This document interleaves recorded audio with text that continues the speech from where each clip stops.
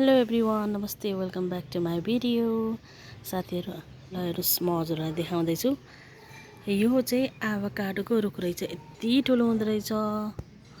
मैले चाहिँ देखेको थिइनँ कि होइन, आज मैले यहाँ देखाएँ हजुरहरूलाई। कति धेरै फलिरहेको छ।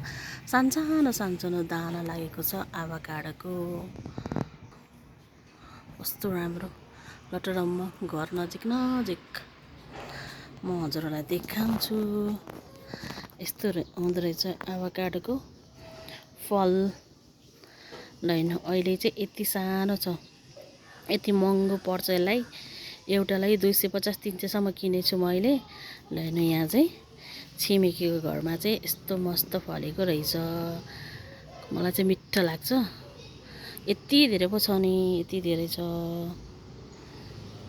कति राम्रो, मनपर्छ। घिउ फल नेपालीमा भनिन्छ नि त। यसलाई चाहिँ बनाएर खान जानुपर्छ। एभोकाडो टोस्ट मनपर्छ मलाई। ल हेर्नु त, लटरम्म फलेको। ल हेर्नु, यता पनि यति दाना दाना फलेको छ। यो पाकेपछि खाँदा त मस्त हुन्छ। ल हेरेर इन्जोय गर्नु होला। एभोकाडोको फल सप्रियो भने यति राम्रो हुँदो रहेछ। ल हेर्नु, घर माथि माथि पुरा